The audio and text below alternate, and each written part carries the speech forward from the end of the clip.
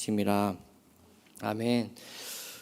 우리가 살펴보고 있는 디모데 전후서는 교회를 지키기 위해 진리를 지키는 것이 가장 중요하며 그 진리를 지키기 위해 경계해야 될 것들에 대해서 말씀함에 목적을 두고 있습니다. 오늘 본문에서 바울은 금욕주의를 경고하고 있습니다. 그리고 금욕을 말하며 믿음에서 떠나 미혹하는 영과 귀신의 가르침을 쫓는 것이라고 다소 과한 표현을 하고 있습니다. 죄란 결국 하나님의 명령, 뜻, 하나님과의 교제를 거부하는 모든 것입니다. 그리고 믿음을 방해하는 모든 것, 그것이 죄의 원흉, 사탄입니다. 오늘 본문에서 다소 과한 표현까지 써가며 바울이 하고자 하는 말은 하나님의 말씀, 진리, 믿음을 방해하는 일을 주관하는 자는 사탄이라는 것입니다. 마태복음에서 예수님은 양의 탈을 쓰고 나오나 속에는 노략질하는 일이라고 경고합니다. 교회 안에서 올바른 진리와 믿음의 내용이 아닌 다른 것들을 주장할 때도 명분이나 이유는 분명히 있습니다. 우리가 살펴봤던 디모데전서 1장 4절에서는 거짓 교훈을 신화와 끝없는 족보에 몰두하는 것이라고 말합니다. 또한 1장 7절에서는 율법의 선생이 되려 한다라고 말합니다. 그리고 오늘 본문 2절에서는 자기 양심이 화인을 맞아서 외식함으로 거짓말하는 자들이라고 동일한 내용을 반복해서 말합니다. 이러한 쓸데없는 신화와 족보에 매달리고 거짓되고 미덥지 않은 이야기를 쫓는 것이나 자기 양심이 화인을 맞아서 죄에 대해 감각이 없이 악한 행동을 일삼는 것은 바른 신앙의 과정을 혼란케 하고 신앙을 무너뜨립니다. 그리고 이러한 것들은 궁극적으로 바른 신앙의 과정, 건강한 신앙을 세워가는데 방해하는 거짓 교훈이며 거짓 진리입니다. 오늘 우리는 초대교회 때에 팽배해 있었던 금욕주의에 대해 잠시 살펴보고자 합니다. 초대교회 배경은 로마 시대입니다. 그 당시 로마는 군사 경제적으로 세계를 정복했습니다. 그러나 로마는 정신적으로는 그리스 사상을 기본으로 가지고 있습니다. 그 그리스 기본 사상의 근간이 되는 것은 이원론입니다. 즉 물질과 정신을 따로 분리해서 생각하는 것이고 인간도 육체와 정신을 나누어 보고 있습니다. 그들은 인간의 정신은 깨끗한데 육체는 잘못되었다라고 주장하고 인간의 구원을 육체로부터 정신이 해방되는 것, 그것이 인간이 구원받는 것이라 여겼습니다. 그렇기에 그들은 욕구를 제한함으로, 즉 금욕함으로 정신적인 높은 경지에 오를 수 있다고 여기고 주장했습니다. 이것이 그들이 추구하는 금욕주의입니다. 문제는 이러한 금욕주의가 교회 안에도 들어와 영향력을 행사하며 바른 신앙을 병들어 가게 했다는 것입니다. 이것은 그리스 로마 시대에만 있었던 일은 아닙니다. 이러한 생각은 일반적으로 사람들이 가지는 종교에 대한 일종의 본성입니다. 종교는 세상의 욕심에서 벗어나는 것을 소망합니다.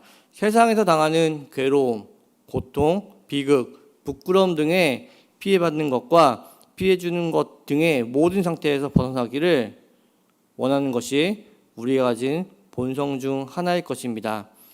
이러한 사항은 모든 종교에 존재하고 있습니다. 금욕주의자들은 욕구를 제한하고 물질 세계에서 벗어나는 것이 궁극적 가치와 목표였습니다. 그들은 인간은 해결할 수 없는 죄의 문제를 해결하기 위한 해답을 세상의 욕심과 물질 세계를 초월하는 것에 두었습니다. 그것에 인간의 소망이 있다고 보았던 것입니다. 이에 오늘 본문 4절에서는 이렇게 말씀하십니다. 4장 4절입니다. 하나님께서 지으신 모든 것이 선함에 감사함으로 받으면 버릴 것이 없나니. 아멘. 인간이 행복하고 기쁘고 잘 사는 것은 하나님의 창조 목적입니다. 하나님은 인간을 만드시고 복되게 하셨습니다. 즉 하나님은 우리에게 행복을 주시기 위해 기쁨과 감사를 주시기 위해 우리를 지으셨고 우리를 지금도 인도하고 오늘도 인도하실 것입니다.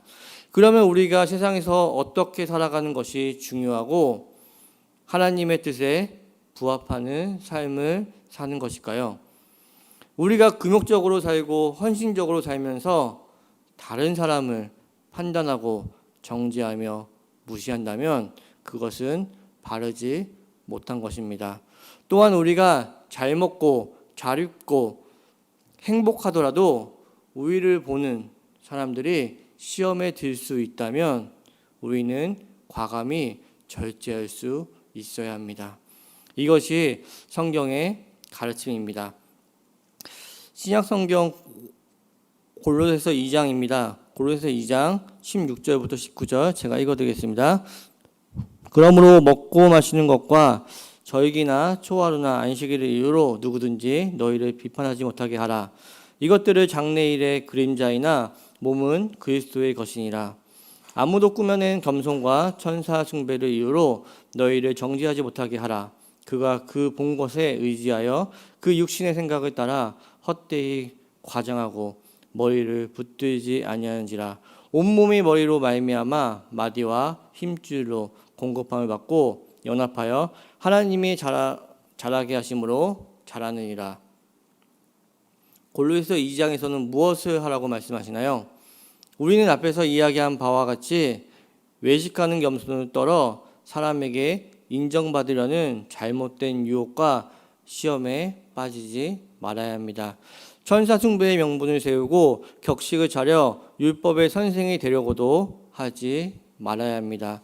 이건 이렇고 저건 저렇고 라고 가르치고 큰 소리로 앞장서고 명부이나 이상을 외치는 것이 본인의 책임을 다하는 것이 아닙니다.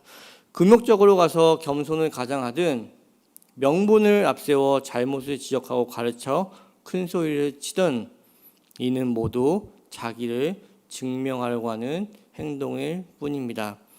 이런 사람들은 그러한 행동을 통해 사람 앞에 내가 괜찮은 신앙인이라는 것을 증명받고자 합니다.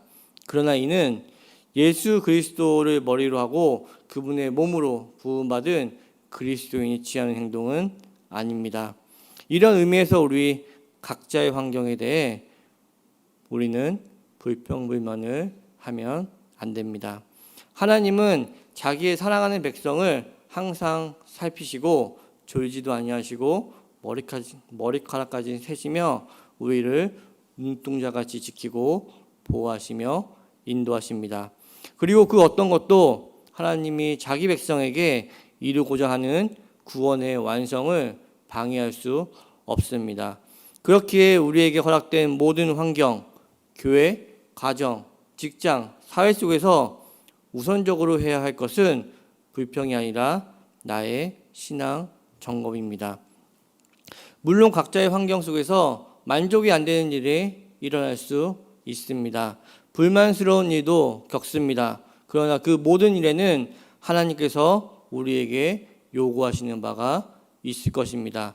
우리는 그러한 일들을 접했을 때 성경을 통해 예수님께서는 모든 형편에 대하여 어떻게 하셨는가를 생각하여 그 가르침을 쫓아가야 합니다. 그러므로 각자의 신앙을 점검하고 진전시켜 가십시오. 그것이 성도의 삶이요 그리스도인의 삶입니다.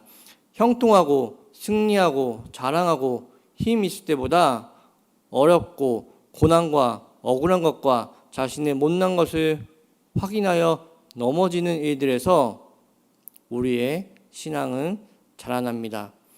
이 일에 실패하지 않는 세움누리교회 성도님들 되시길 바랍니다. 어떤 교회든지 교회의 가장 중요한 내용과 소원과 책임으로 말씀이 주어지고 또한 그 말씀을 따르는 것이 바른 교회입니다. 그 외의 것으로 자랑하는 일에 대하여 시험받지 맙시다. 유혹받지 말아야 합니다. 각자 이 말씀을 마음에 새기고 여러분 각자의 신자된 인생, 얻은 바 구원의 은혜가 헛되지 않는 삶을 살길 주님의 이름으로 축복합니다. 함께 기도하시겠습니다. 하나님 감사합니다. 말씀과 찬양 기도로 예배드리게 하심을 감사드립니다. 주님께서 나 자신의 모양을 살펴보라고 말씀하십니다. 주님을 붙잡고 주님의 십자가를 기억하며 그 뒤를 쫓는 신자의 길을 걸으리라. 다시 한번 주님의 말씀을 근거로 하여 마음에 다짐합니다. 우리 성도님들 이 은혜를 놓치지 않게 하여 주시옵소서. 어떤 형편에서든지 어떤 상황에서든지 하나님께서 우리를 유익해 하시려고 형편과 상황을 허락하여 주심을 믿게 하여 주시고 주님을 닮는 하루하루에 나날이 이어져가는 복된 우리의 인생들이 다 되게 하여 주시옵소서. 이 모든 말씀 예수님의 이름 받들어 기도드립니다.